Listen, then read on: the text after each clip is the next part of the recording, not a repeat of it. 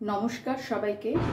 শম্পার পাঁচফোড়নের গল্প রান্নাঘরে আপনাদের স্বাগত জানাই। যারা ফেসবুক থেকে দেখছেন তাদের ফলো আর লাইক করার অনুরোধ জানাই, আর যারা আমার চ্যানেলটি এখনও সাবস্ক্রাইব করেননি তাদের সাবস্ক্রাইব করে পাশে থাকা বেল আইকনটি প্রেস করার অনুরোধ জানাই, যাতে আমি কোনো রেসিপি দিলে আপনাদের কাছে নোটিফিকেশন পৌঁছে যায়। আজ আমি নিয়ে এসেছি লাউয়ের একটা ভিন্ন ধরনের রেসিপি। এই রেসিপিটি আমার কাছে একটু নতুন মনে হলো, তাই আপনাদের সাথে শেয়ার করছি। এই লাউ বানাবার জন্য নিয়েছি এখানে একটা ছোট মতন গোল লাউ, নিয়েছি কিছুটা আদা গ্রেট করা, নিয়েছি কিছুটা নারকেল বাটা, আর নিয়েছি 6-7টা বাদাম ভিজিয়ে রেখেছি, আর ফোড়নের জন্য নিয়েছি শুকনো লঙ্কা, সর্ষে আর কাঁচা লঙ্কা। চলুন রান্নাটা শুরু করি। লাউটা আমি এইভাবে কুচো করে নিয়েছি। আমি লাউ বেশি খুব একটা কুচো করতে পারি না, তাই এইভাবে করেছি। আপনারা যদি এর থেকেও বেশি কুচো করেন কোনো অসুবিধে নেই। চলুন প্রথমে লাউটা আমি ভাপিয়ে নেব। একটু কড়াই বসিয়ে দিয়েছি, এর মধ্যে আমি এই লাউটা ঢেলে দেব। এবার সামান্য একটু নুন দিয়ে আমি লাউটাকে একটু নেড়ে বসিয়ে দেব ভাপে, একটু ভাপে সেদ্ধ করে নেব। সামান্য একটু নুন দিয়ে দিলাম, এবারে ভালো করে নেড়ে এটাকে ঢাকা দিয়ে দেবো। 6-7 মিনিটের জন্য এটাকে আমি একটু ভাপিয়ে নেব। ফিরে এলাম বেশ কিছুক্ষণ পর। এবার ঢাকাটা খুলে দেখে নিই যে লাউ কতটা সেদ্ধ হয়েছে। লাউ মোটামুটি সেদ্ধ হয়েছে, তবে এখনও একটু হতে বাকি আছে। এই অবস্থায় আমি লাউটাকে এবারে নামিয়ে নেব। আবারও কড়াই বসিয়ে দিয়েছি।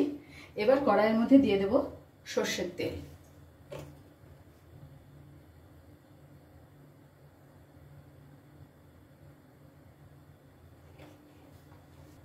তেল গরম হয়ে গেছে। এখন তেলের মধ্যে দেব একটা শুকনো লঙ্কাকে 2 টুকরো করে দিয়েছি এবং সর্ষে।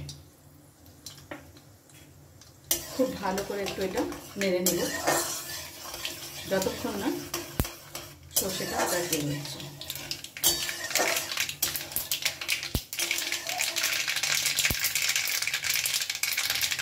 গ্যাসের ফ্লেমটাকে একদম লো করে এবার আমি দিয়ে দেব গ্রেট করা আদা।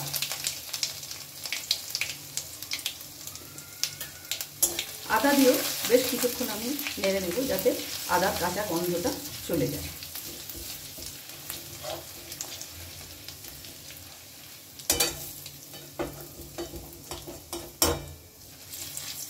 এবারে দিয়ে দেব সেদ্ধ করে রাখা লাউ।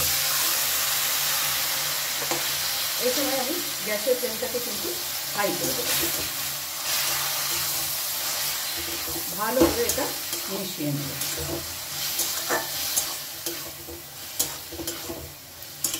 এটা মেশানো হয়ে গেছে। এবারে এর মধ্যে দেব কুচো করে রাখা লঙ্কা। আমি এখানে পাকা লঙ্কার ব্যবহার করেছি, যাতে একটু দেখতে ভালো লাগে। আর দেব যে বাদাম কটা আমি ভিজিয়ে রেখেছিলাম এবং যে নারকেলটা পুড়িয়ে রেখেছিলাম, এই দুটোকে আমি একসাথে মিক্সিতে খুব ভালোভাবে পেস্ট করে রেখেছি, সেটা আমি এবার এর মধ্যে দিয়ে দেব।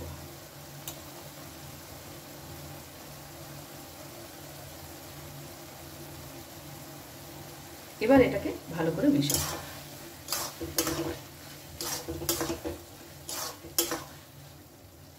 এখন এর মধ্যে দেব নুন পরিমাণ মতো। লাউ সেদ্ধ করার সময় আমি কিছুটা নুন দিয়েছিলাম, তবুও এখন একটু দিতে হবে।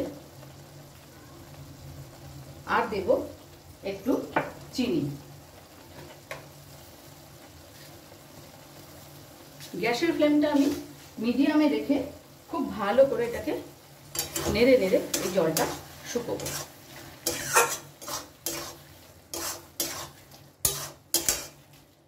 আমি কিন্তু এর মধ্যে কোনো হলুদের ব্যবহার করিনি, কোনো লঙ্কার গুঁড়ো, ধনের গুঁড়ো বা জল কোনো কিছুরই ব্যবহার করিনি। লাউ থেকে যে জল বেরিয়েছিল সেই জলেই এটা হবে। এটা কিছুক্ষণ শুকোতে দেব। জলটা ভালো করে কিন্তু শুকিয়ে নিতে হবে।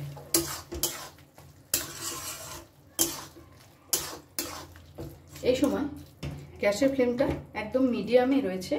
এখন একটুখানি আমি এটা চাপা দিয়ে দেব।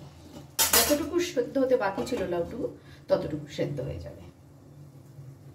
ঢাকাটা খুলে আরেকটু এটাকে নেড়ে দেব।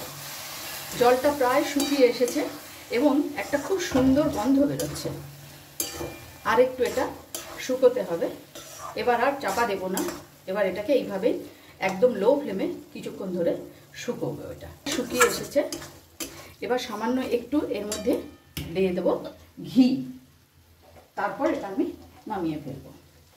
দিয়ে দিলাম একটুখানি ঘি। এবার এটা আমি নামিয়ে ফেলব। রেডি হয়ে গেল আমার সম্পূর্ণ নিরামিষভাবে তৈরি বাদাম দিয়ে লাউ। রেসিপিটি আপনাদের কেমন লাগলো অবশ্যই কমেন্টস করে জানাবেন। আজ তাহলে এই পর্যন্তই। দেখা হচ্ছে সামনের ভিডিওতে অন্য কোনো রেসিপির সাথে।